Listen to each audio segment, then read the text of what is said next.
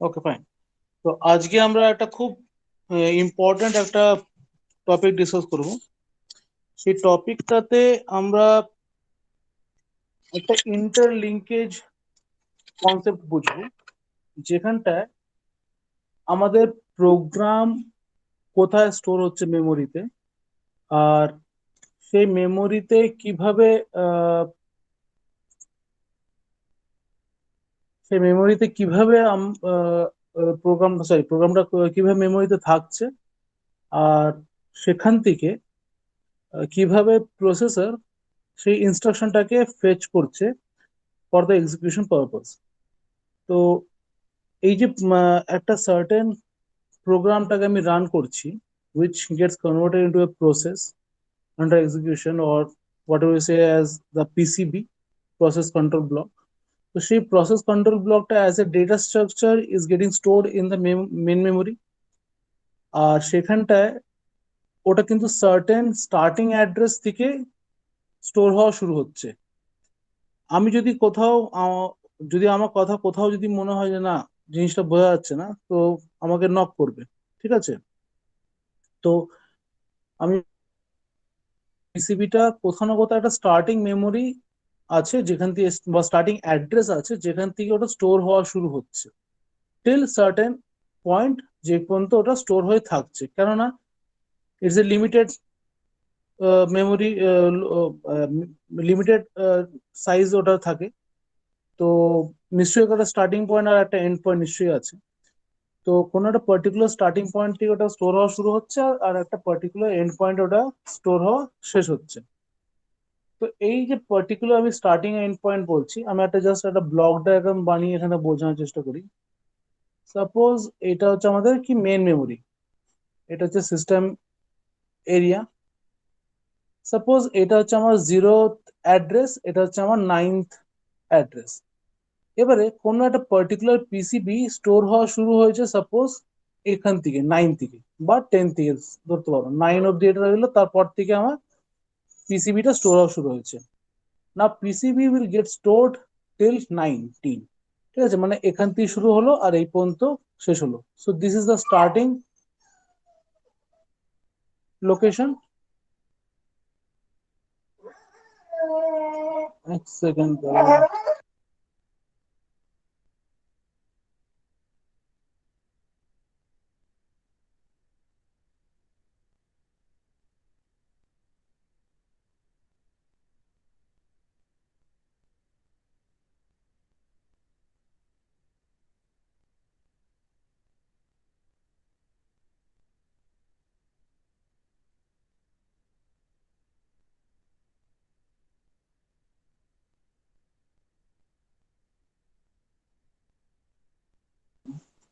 হ্যাঁ, ঠিক আছে। তো এটা হচ্ছে আমার স্টার্টিং লোকেশন, আর এটা হচ্ছে আমার এন্ডিং লোকেশন।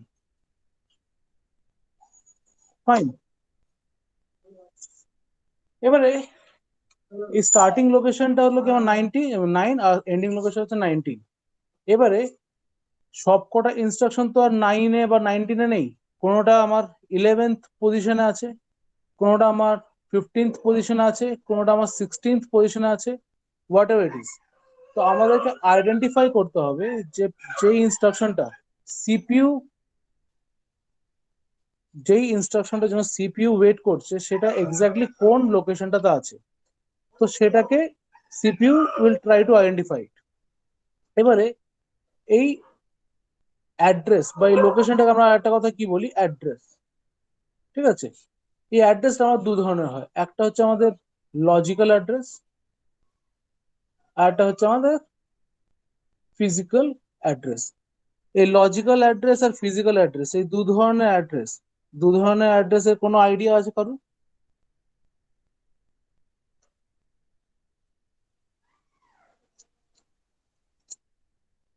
কারোর কোনো আইডিয়া আছে?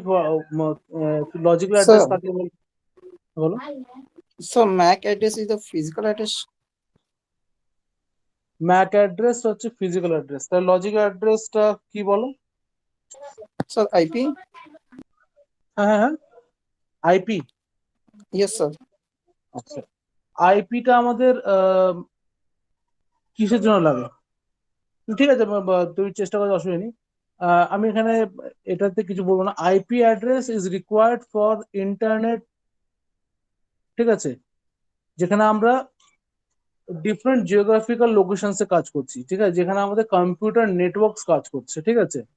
আর এখানে আমরা একটা লোকালাইজড সেট আপে কাজ করছি। আমি একটা ক্যাবিনেটের মধ্যেই বলছি যে একটা কম্পিউটারের ক্যাবিনেট আছে, মাদারবোর্ড আছে, সেই মাদারবোর্ডের মধ্যে র্যাম লাগানো আছে, সেই র্যামের সাথে সিপিইউ কানেকশন হচ্ছে, তো সেখানে আমাদের আইপি অ্যাড্রেসে কোনো কাজ নেই। তো এই কনসেপ্টটা একদম মাথাতে উড়িয়ে দাও যে আইপি অ্যাড্রেসটা আমাদের সিপিইউ তে বা মেম বা র্যাম যেটা আছে মেন মেমোরি, সেখানে আইপি কোনো কাজ নেই। তো এটা খুবই ভুল একটা কনসেপ্ট, ঠিক আছে, এটা এটা সংশোধন করা দরকার। যাই হোক, তো লজিক্যাল অ্যাড্রেস আর ফিজিক্যাল অ্যাড্রেসের মধ্যে আমি তফাৎটা আজ বলছি, ঠিক আছে। তো তার আগে আমরা একটা জিনিস বুঝবো, যে অ্যাড্রেস জিনিসটা বোঝার আগে আমাদের জিনিস বুঝতে হবে যে কিভাবে আমাদের কোডটা একটা অ্যাড্রেসেবল কোডের মধ্যে কনভার্ট হচ্ছে, ঠিক আছে। আমি সিম্পল একটা, যদি আমি একটা ডেমো প্রোগ্রাম লিখছি, int main, suppose int I equals to 10 লিখলাম। এখানে আমি প্রিন্টএফ, আমি পুরো স্টেটমেন্ট লিখছি না, জাস্ট আই লিখছি। এই স্টেটমেন্টটাকে তোমরা ঠিক করে ধরে নিও,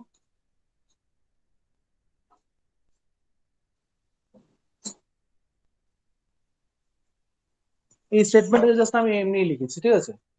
তো কোনোদিনও নাইনথ লোকেশনে এটা, বা 10th লোকেশনে এটা, 11th লোকেশনে এটা, 12th লোকেশনে এটা, এইভাবে আমাদের অ্যাড্রেস স্টোর হয় না, ঠিক আছে, মানে সরি, এটা এইভাবে আমাদের প্রোগ্রাম স্টোর হয় না। প্রোগ্রাম কোথায় স্টোর হয়? প্রোগ্রামটা স্টোর হয় আমাদের হার্ড ডিস্ক ড্রাইভে স্টোর হয়। আর সেখান দিয়ে যখন ওটাকে আমি রান করাই, তখন সেটা প্রসেসে কনভার্ট হয়, and that will get stored in the main memory, ঠিক আছে। তো কিভাবে, সাপোজ একটা সি প্রোগ্রামই আছে, তো সেটাকে আমরা কম্পাইলারের একটা সি প্রোগ্রাম ধরলাম, ঠিক আছে। সেই সি প্রোগ্রামটা যখন আমি কম্পাইলারে ফেলবো, তখন ওটা কম্পাইলেশন হবে ফর ভেরিয়াস কোডিংস।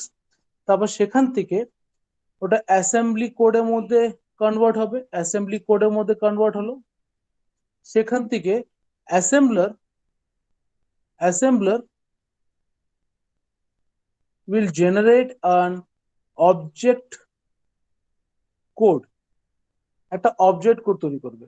এবার আমাদের নেক্সট জিনিসটা বুঝতে হবে, what is this object code. এই অবজেক্ট কোডটা আমাদের যদি বোঝার চেষ্টা করি, তাহলে আমাদের অনেকটা কনফিউশন ক্লিয়ার হবে, ঠিক আছে, আমাদের ফার্দার ডিসকাশনটা অনেকটা ক্লিয়ার হবে।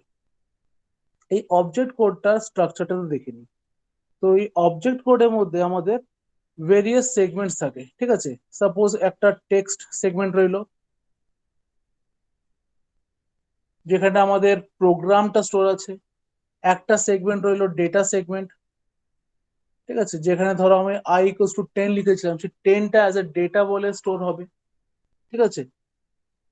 তারপরে একটা সাপোজ একটা সিম্বল টেবল বলে জিনিস তৈরি হবে, ঠিক আছে। তারপরে তোমাদের সাপোজ একটা এখানে কেউ জয়েন হতে চাইছে, ফাইন,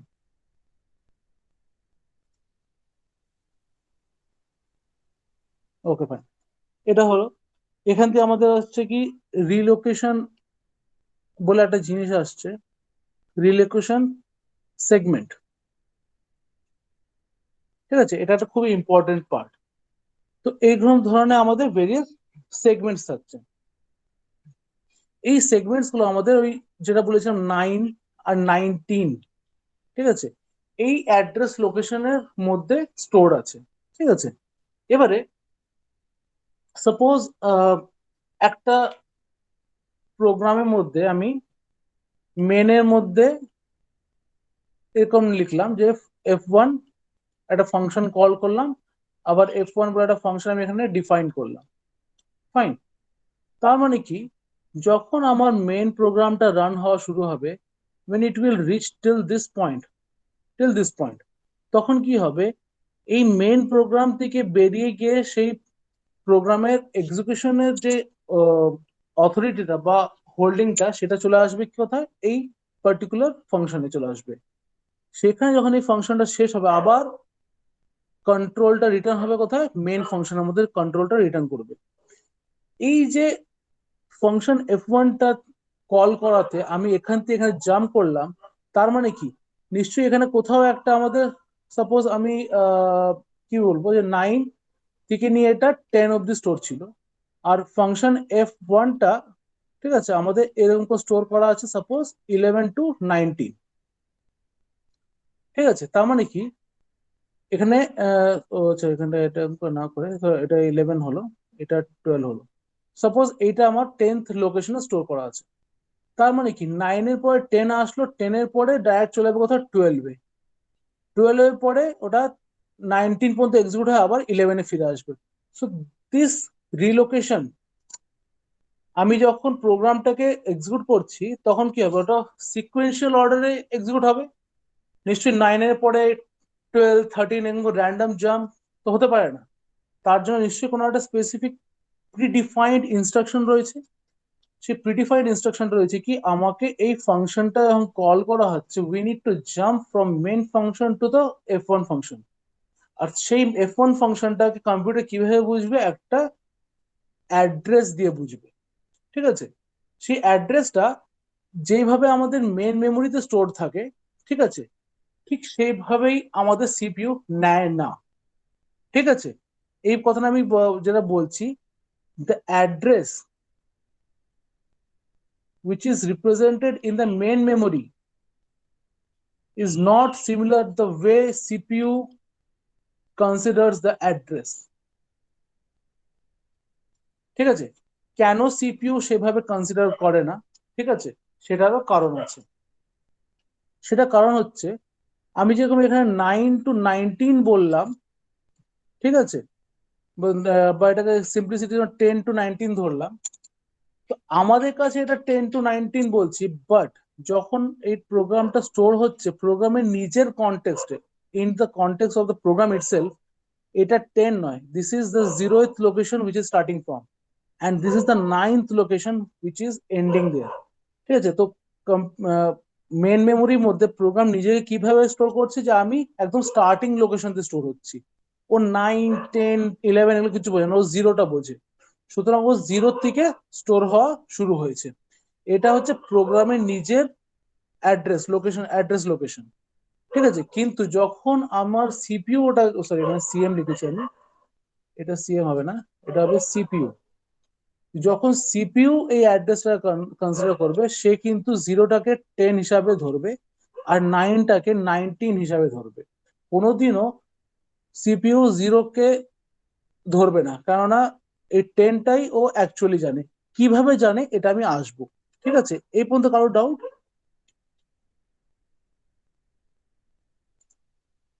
এই পর্যন্ত কারো ডাউট আছে?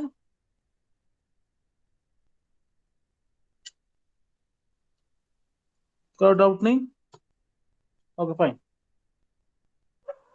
তো নেক্সট জিনিস যেটা হচ্ছে, যে আমাদের এই রিলোকেশন সেগমেন্ট কিভাবে আমাদেরকে কাজে হেল্প করছে। ঠিক আছে, আমাদের একটা সিম্পল, আমি একটা ডায়াগ্রাম দেখাচ্ছি, সেই ডায়াগ্রামটা দেখলে বুঝতে পারবে রিলোকেশনটা কিভাবে হার্ডওয়্যার লেভেলে হয়। ওহো,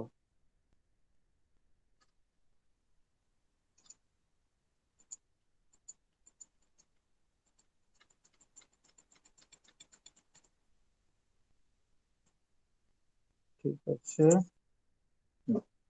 তো একটা ডায়াগ্রাম শো করছি।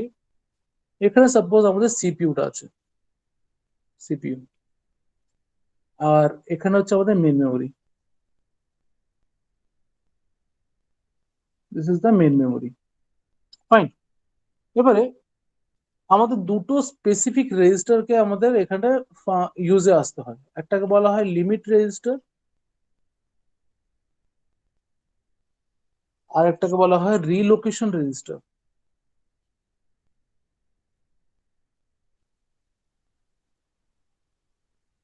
ফাইন। রিলোকেশন রেজিস্টার আর লিমিট রেজিস্টার কিভাবে জিনিসটাকে আইডেন্টিফাই করে, এখানটা একটা সিম্বল আমি ইন্ট্রোডিউস করছি, পরে আমি এক্সপ্লেন করছি ব্যাপারটাকে। আর এটা হচ্ছে এটা, ঠিক আছে।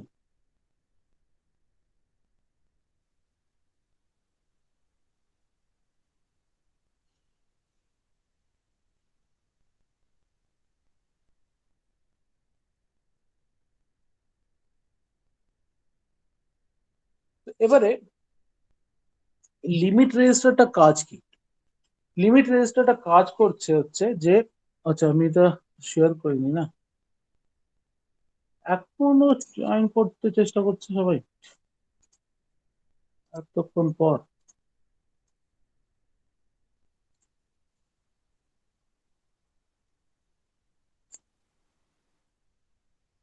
আচ্ছা, তো লিমিট রেজিস্টার কাজ কি হচ্ছে? লিমিট রেজিস্টারটা হচ্ছে কি, আমার একটা পিসিবি মেন মেমোরিতে এই পার্টিকুলার লোকেশনের মাঝখানে স্টোর রয়েছে।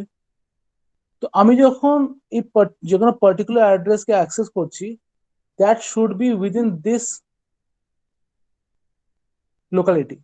মানে আমার এই লিমিট রেজিস্টারটা মাস্ট বি লেস দ্যান 19। তার জন্য এখানে আমি সিম্বল দিয়েছি কি লেস দ্যান। যদি অ্যাড্রেস যেটাকে এখন পার্টিকুলার সিপিইউ অ্যাক্সেস করার চেষ্টা করছে, যদি সেটা লেস দ্যান 19 হয়, এই limit register will store only the value 19, আর কোনো ভ্যালু থাকবে না, ঠিক আছে। তো লিমিট রেজিস্টারের ভ্যালু যদি 19 হয়ে থাকে আর সিপিইউ যদি অ্যাক্সেস করার চেষ্টা করে লেস দ্যান 19, এবার তোমরা বলতে পারো যে লেস দ্যান 10 হলে যে কি হবে। তো লেস দ্যান 10 হলে পরে সেটা হবে না, ঠিক আছে। তো সেটা হচ্ছে লেস দ্যান 19ই হতে হবে। তো লেস দ্যান 10 কেন হবে না? কারণ 10-এর আবার আলাদা ব্যাপার আছে, ওটা যখন অন্য কোনো প্রোগ্রাম কল করা হবে তখন সেই প্রোগ্রামের জন্য আলাদা করে লিমিট রেজিস্টার থাকবে, সেখানটা লিমিট রেজিস্টার ভ্যালু 10 বা 9 থাকবে, ঠিক আছে। তো যদি আমার সিপিইউর অ্যাক্সেস মানে রিকোয়েস্টটা যদি 19 এর নিচে হয়, তাহলে আমি কি বলবো? Yes, you can access that particular location. এবারে এই রিলোকেশন রেজিস্টারের কাজটা কি হবে? এই রিলোকেশন রেজিস্টারটা করবে কি, ও দেখছে যে আমার প্রোগ্রাম তো 0 থেকে 9 অব্দি আছে, বাট সিপিইউ কোনো না কোনো হবে, এখানটা সাপোজ আমি বললাম 15 আর এটা ভেতরে ইন্টারনালি হচ্ছে 5। এবারে সিপিইউ চাইছে 15টাকে অ্যাক্সেস করতে, this is the request by CPU. কিন্তু 15 বলে কোনো অ্যাড্রেস নেই, যেটা অ্যাকচুয়াল অ্যাড্রেস সেটা হচ্ছে কি আমার 5। তো রিলোকেশন রেজিস্টার করবে কি, এই 5টাকে, ঠিক আছে, এই 9 মানে 10th ভ্যালুর সাথে অ্যাড করবে। করার পর যেটা জেনারেট হবে, মানে এখানে আমার রিলোকেশন হচ্ছে কি, আমার এখানে 10 আসবে, আর এখানটা আমার 5 যেটা আছে সেই 5 এর সাথে এটাকে অ্যাড করবে, করে যেটা জেনারেট হবে 15, that will be the request provided to the main memory. তখন 515 উইচ উইল, যেটা আমাদের কি বলবো একই অ্যাড্রেস দাঁড়াবে, সেখান থেকে পার্টিকুলার ইনস্ট্রাকশনটা ফেচ করার পর আমাদের সিপিইউ তে সেটাকে পাঠানো হবে। এই জন্য এখানে দু ধরনের অ্যাড্রেস আমি প্রথমে বললাম, একটা হচ্ছে কি লজিক্যাল অ্যাড্রেস, একটা হচ্ছে ফিজিক্যাল অ্যাড্রেস, ঠিক আছে। এখানটায় ফিজিক্যাল অ্যাড্রেস বলতে কোনটা? 15টা। আর লজিক্যাল অ্যাড্রেস বলতে হচ্ছে কেমন? 5টা, ঠিক আছে। এ পর্যন্ত কারো কোনো ডাউট? কারো কোনো ডাউট নেই? গুড।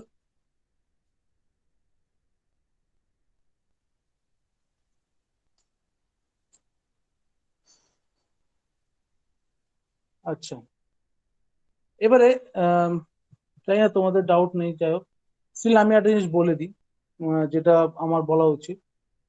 সেটা হচ্ছে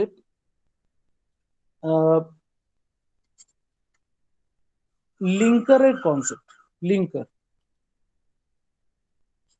কিভাবে, লিঙ্কারটা কি হয়, আর লিঙ্কার কিভাবে কাজ করে, আর লিঙ্কারের জন্য কি আলটিমেটলি আউটপুটটা জেনারেট হয়, ঠিক আছে। সাপোজ আমাদের একটা প্রোগ্রাম আছে, সেই প্রোগ্রামের মধ্যে আমরা হ্যাশ ইনক্লুড তো করি, ঠিক আছে। সেই হ্যাশ ইনক্লুডের মধ্যে stdr.h আছে বা conio.h আছে। ইভেন আমরা মেন ফাংশন বাদ দিয়ে আরো বিভিন্ন ধরনের ফাংশন গুলো আমরা লিখি, ঠিক আছে। সেই ফাংশন গুলো ইন্ডিভিজুয়ালি এটার জন্য একটা ইন্ডিভিজুয়াল অবজেক্ট কোড জেনারেট হয়, এটার জন্য একটা অবজেক্ট কোড জেনারেট হয়। ইন্ডিভিজুয়াল ফাংশনস এর জন্য ইন্ডিভিজুয়াল আমাদের এই হেডার ফাইলস এর জন্য একটা অবজেক্ট কোড জেনারেট হয়। সেই অবজেক্ট কোডগুলো আমাদের suppose object code 1, object code 2, object code 3, object code 4, এরকম করে আমার বিভিন্ন ধরনের অবজেক্ট কোড তৈরি হচ্ছে for each header files and each function individually. এবারে সাপোজ এটা আমাদের র্যান্ডামলি যে কোনো একটা জায়গায় স্টোর হচ্ছে, এটা র্যান্ডামলি যে কোনো একটা জায়গায় স্টোর হচ্ছে, সব কটা র্যান্ডামলি স্টোর হচ্ছে। এবারে আমি তো প্রোগ্রামটা না দেখে বলতে পারবো না যে মেনের মধ্যে কখন কোন ফাংশনটাকে কতবার কল করা হচ্ছে। তো যখন যে ফাংশনটা কল করা হবে সেই অনুযায়ী একটা একটা কমপ্লিট একটা কমপ্লিট অবজেক্ট ফাইল তৈরি করা হয়, একটা কমপ্লিট অবজেক্ট ফাইল তৈরি করা হয়। সেই কমপ্লিট অবজেক্ট ফাইলের মধ্যে সাপোজ আমি মেনের মধ্যে ফার্স্ট একটা ফাংশন কল করলাম f2, নেক্সট আমি কল করলাম f1, তারপরে কল করলাম আবার f2, তারপরে আবার কল করলাম f3। এরকম করে আমি র্যান্ডম অর্ডারে যে কোনো একটা ফাংশন কল করলাম অ্যাজ পার মাই চয়েস। এবারে যখন এই ফাংশনগুলো কল হবে, তো আমি তো আমার হাই লেভেল ল্যাঙ্গুয়েজ ওটা লিখে দিয়েছি, বাট সিস্টেমটাকে সেটাকে বুঝতে হবে। সিস্টেম এভাবে বুঝতে পারে না। সিস্টেম কিভাবে বুঝবে? বাইনারি কোড বা অবজেক্ট ফাইলে যে কোড জেনারেট হয় সেই কোড অনুযায়ী। এবারে যখন ওই অবজেক্ট ফাইলগুলো জেনারেট হলো, ঠিক আছে, যেই অর্ডারে যেই ফাংশনটাকে কল করা হয়েছে সেই অর্ডারে সেই অবজেক্ট ফাইলটাকে ইনসার্ট করা হয় to that particular location as per the main program. এবারে সেই প্রোগ্রামে যখন ওটাকে ইনসার্ট করা হলো, তো কোন অ্যাড্রেসে পরে কোন অ্যাড্রেসটা অ্যাপিয়ার হবে, that is the function of the linker. So linker will link various object files together. Suppose এটা আমার অবজেক্ট ফাইল এ, অবজেক্ট ফাইল বি আছে, সি আছে, ডি আছে, ই আছে, এরকম করে অনেক কটাই আছে। তো যে ফাইনাল যে অবজেক্ট ফাইলটা তৈরি হবে, সেই অবজেক্ট ফাইলটার মধ্যে আমাদের যে কমপ্লিট অবজেক্ট ফাইলটা তৈরি হবে, সেরকম সাপোজ আমার এভাবে এই অর্ডার রয়েছে এ, সি, বি, ডি, সি, ই, এভাবে আমার অবজেক্ট ফাইলগুলো অ্যারেঞ্জ করা রয়েছে। আর তাদের অ্যাড্রেস গুলো সাপোজ এটা আমার 0 থেকে নিয়ে 5 অব্দি হলো, তবে এটা আমার ছিল হয়তো সাপোজ এটা আমি লিখছি 0 to 5 হলো, এটা 6 to 9 হলো, এটা সাপোজ 10 to 15 14 হলো, এটা সাপোজ 15 to 19 হলো, আর এটা সাপোজ 20 to 24 হলো। তো যখন এই অবজেক্ট ফাইলগুলো তাদের ইন্ডিভিজুয়াল অ্যাড্রেস থেকে সরে এসে বসছে, তাদেরকে আমাদেরকে একটা কন্টিনিউটি মেনটেন করার জন্য তাদেরকে একটা কন্টিনিউয়াস অ্যাড্রেস ফ্যাশনে ফেলতে হবে। সেই কাজটা কে করছে লিঙ্কার। তখন এই ইন্ডিভিজুয়াল অবজেক্ট ফাইলগুলোকে লিঙ্ক করে একটা সিঙ্গেল অ্যাড্রেস জেনারেট করা হচ্ছে, সেখান থেকে একটা কন্টিনিউয়াস প্যাটার্নটা ফলো হয়। ঠিক আছে, তো এইভাবে আমাদের একটা অবজেক্ট ফাইল তৈরি হয়। তো এই পর্যন্ত কারো কোনো এই এই জিনিসগুলো বলছি, এগুলো তোমাদের এখন তো জানি না তোমাদের আছে কিনা সাবজেক্টটা। কম্পাইলার কনস্ট্রাকশন বা কম্পাইলার ডিজাইন যখন তোমরা পড়বে, তখন এই কনসেপ্টটা তোমাদের কাজে লাগবে। ইভেন তখন একটা সিম্বল টেবিল পড়বে, তখন সেই সিম্বল টেবিল এই জিনিসটা খুবই ইম্পর্টেন্ট রোল প্লে করে। ঠিক আছে, এই পর্যন্ত যদি ক্লিয়ার হয়ে থাকে তাহলে আমাকে বলো, তাহলে আমি নেক্সট টপিকে বা নেক্সট ডিসকাশনে মুভ করবো।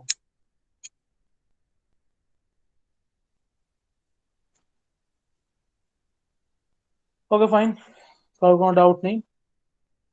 এবার নেক্সট আমাদের যেটা ইম্পর্টেন্ট টপিক, সেটা হচ্ছে কি আমাদের পার্টিশনিং। পার্টিশনিং পার্টিশনিং আমাদের অনেক ধরনের হয়, ঠিক আছে।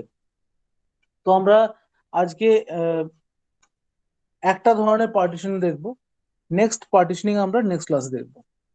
তো ফার্স্ট টাইপ অফ পার্টিশনিং হচ্ছে which is a very simple kind of partitioning, which is fixed partitioning। Hand রাইটিংটা খুবই বাজে আছে, তো কাইন্ডলি একটুখানি ম্যানেজ করার চেষ্টা করো। আচ্ছা, তো এখানে হচ্ছে কি fixed partitioning, and this fixed partitioning is also known as continuous. I call it actually like this: continuous predefined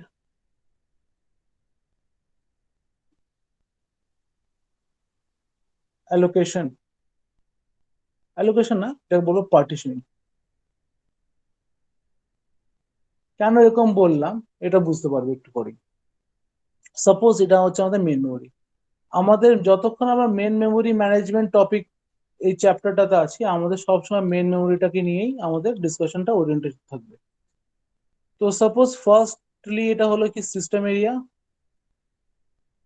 or the operating system যেখানে আমাদের লাই করছে, that is the system area.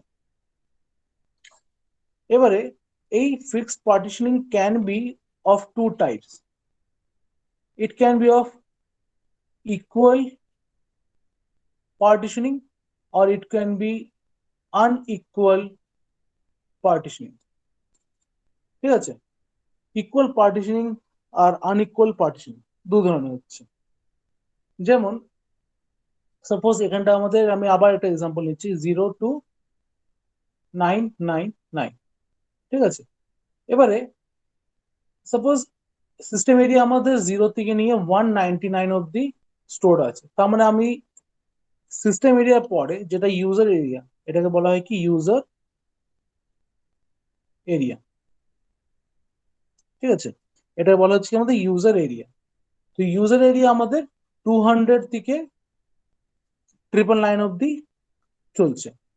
তো আমাদের যা প্রোগ্রাম আমরা রান করব বা যেটা অ্যাপ্লিকেশন গুলো যেগুলো আমরা রান করব, all those applications will run within this proximity. Clear? এবারে এই প্রক্সিমিটিটা আমি ভাগ করব। আমি এটাকে ডিলিট করে দিই সিস্টেম ইউজার এরিয়াটাকে। এই টোটাল মেমোরি এরিয়াটাকে, প্রক্সিমিটিটাকে আমি ভাগ করব। ভাগ করব মানে this is the predefined partitioning. এটা আগের থেকে এইভাবেই ভাগ করা আছে। Suppose each and individual area is of amount 2 MB, প্রত্যেকটা 2 MB করে ম্যাক্সিমাম স্পেস অকুপাই করছে,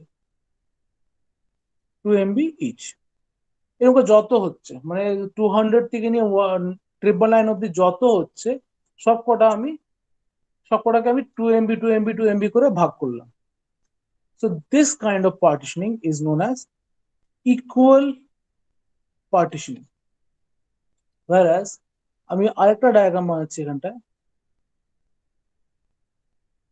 সেখানে হচ্ছে আমাদের আবার system area or OS, main memory 0 to 199 and 200 to 999।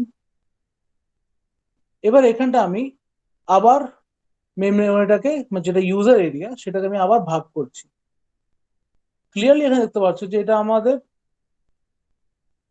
প্রত্যেকটা এরিয়া আমাদের ইকুয়াল অ্যামাউন্টে ডিভাইডেড নেই, ঠিক আছে, ইকুয়াল অ্যামাউন্টে ডিভাইডেড নেই। সাপোজ এটা 1 MB, এটা হচ্ছে আমাদের 4 MB, এটা 3 MB, সরি এমবি হবে, 3 MB হলো, এটা হলো সাপোজ 2 MB হলো, এটাও 2 MB হলো, আর এটা 1 MB হলো। Clear? So this is called unequal partitioning, unequal partitioning. এবারে এখান থেকে জেনারেট হবে আমাদের নতুন একটা problem, and we have to find out the solution for that. তো সেই সলিউশনটা আমি পরের ক্লাসে বা তার পরের ক্লাসে বলবো। তো আজকে যেটা হচ্ছে প্রথম কথা, যে এখানটা আমাদের equal partitioning and unequal partitioning, এখানটায় আমাদের কি সুবিধা সেটা আমরা দেখে নিই। সাপোজ আমার কাছে এখানে আমি কটা লিখেছি, 1 2 3 4 5, এখানটা 1 2 3 4 5 6টা আছে। সাপোজ আমি এই সিচুয়েশনটা আমি ধরছি, আমি একটা কম্পিউটারে তো একটাই মেন মেমোরি থাকে, এখন দুটো মেন মেমোরিতে থাকলেও সেটা আমাদের ইন্ডিভিজুয়াল পার্টিশনের মধ্যে আসে, সেটা নেওয়ার কথা নেই। বাট আমি ধরলাম যে আমাদের কম্পিউটারের মধ্যে যেই র্যামটা লাগানো আছে বা যে মেন মেমোরিটা লাগানো আছে সেটা আমি ইকুয়াল পার্টিশনিং মেথডে চলছি। তো সেখানে যখন আমি 5টা প্রসেসকে আমি অ্যালোকেট করব স্পেস, সাপোজ আমি P1, P2, P3, P4 আর P5 5টা প্রসেস আছে। সাপোজ এটা হচ্ছে 1.5 MB, এটা হচ্ছে 2 MB, এটা হচ্ছে কি 1.9 MB, এটা 1 MB, এটা হচ্ছে আমার 3 MB। এবারে আমি যখন ফার্স্ট প্রসেসটা আসলো, সেই ফার্স্ট প্রসেসটাকে আমি এখানটা অ্যালোকেট করে দিলাম, সেকেন্ড প্রসেসটাকে আমি এখানটা অ্যালোকেট করলাম, থার্ড প্রসেসটাকে আমি এই জায়গাটা অ্যালোকেট করলাম, আর ফোর্থটাকে আমি এই পোর্শনটা অ্যালোকেট করলাম। বাট যখন আমি ফিফথ প্রসেসটাকে এখানে অ্যালোকেট করতে চেষ্টা করছি, ফিফথ প্রসেসটাকে আমি অ্যালোকেট করার চেষ্টা করব, তখন আমি সেটাকে করতে পারবো না, কেননা আমাদের ম্যাক্সিমাম সাইজ অ্যাভেলেবেল হচ্ছে কত, 2 MB, আর প্রসেসটার সাইজ হচ্ছে কি আমার 3 MB। সো দিস ইজ তো এটা আমাদের আনফিট হচ্ছে, পার্টিশনিংটা বসবে না, সুতরাং আমি এই পার্টিশনিংটাকে অ্যালোকেট করতে পারবো না, কোনো মানে P5টাকে অ্যালোকেট করতে পারবো না। ম্যাটার অফ ফ্যাক্ট আমি P5টাকে আমি কোনো পার্টিশনিং এর মধ্যেই রাখতে পারবো না, কেননা সবকটা পার্টিশনিং আমার 2 MB অব্দি ম্যাক্সিমাম নিতে পারে। This partitioning is not flexible at all. এই পার্টিশনিংটা ফ্লেক্সিবল না, not flexible, not flexible. This partition is not flexible, মানে আমি 2 MB টাকে বাড়িয়ে 3 MB করবো বা 2 MB টাকে কমিয়ে 1 MB করবো, সেটা পসিবল না। তো এটা হচ্ছে কি একটা problem, this is one is to, this is one problem. Next problem, সেটা হচ্ছে আমি যখন P1টাকে এখানে অ্যালোকেট করলাম উইচ ইজ 1.5 MB, তখন আমার 2 MBর মধ্যে 1.5 MB is completely utilised, but half of the half of an MB is unutilized. So this is again a problem. Unutilized memory.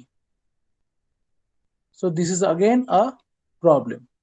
তো আমাদের এই প্রবলেমগুলোকে আমাদেরকে রিজলভ করতে হবে, ঠিক আছে? তো সেই প্রবলেমটাকে রিজলভ করার জন্য আমরা কি করলাম, যে আমরা ঠিক আছে চলো আমাদের এই এই প্রবলেম হচ্ছে, তাহলে আমরা কি করব, ইকুয়াল পার্টিশনিং না করে আনইকুয়াল অ্যামাউন্ট অফ পার্টিশনিং করব।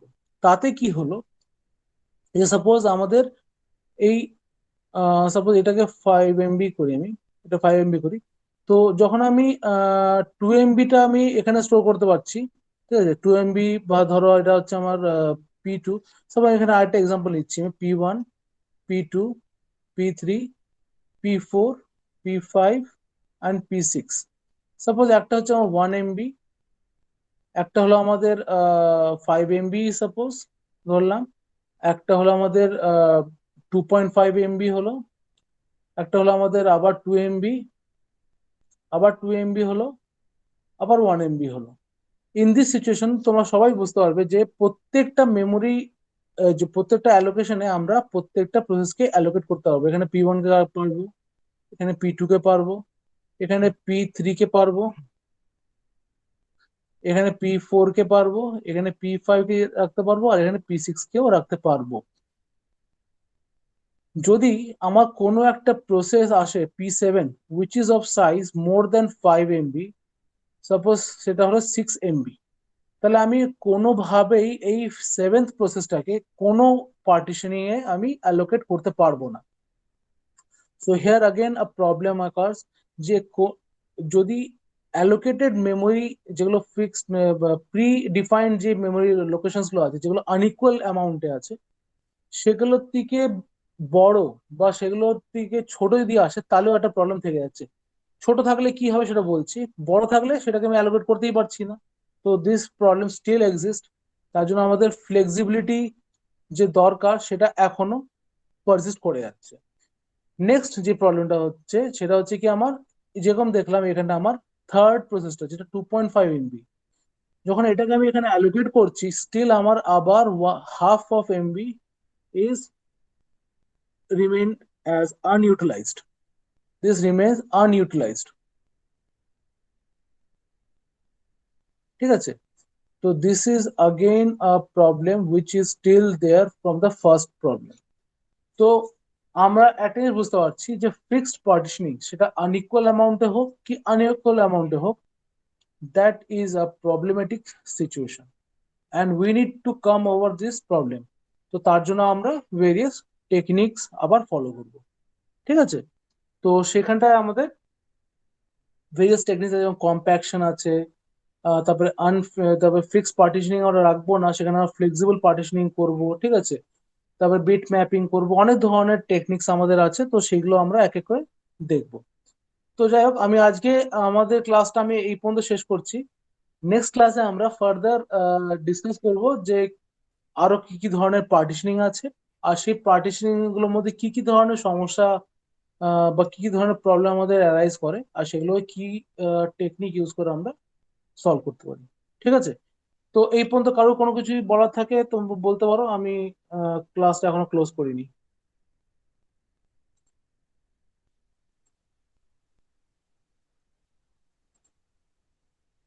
কারো কিছু বলার নেই?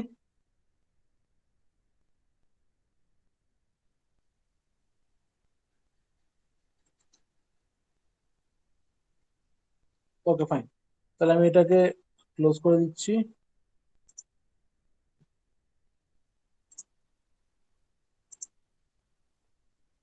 I think presentation is closed now. আচ্ছা, রেকর্ডিংটা স্টপ করি।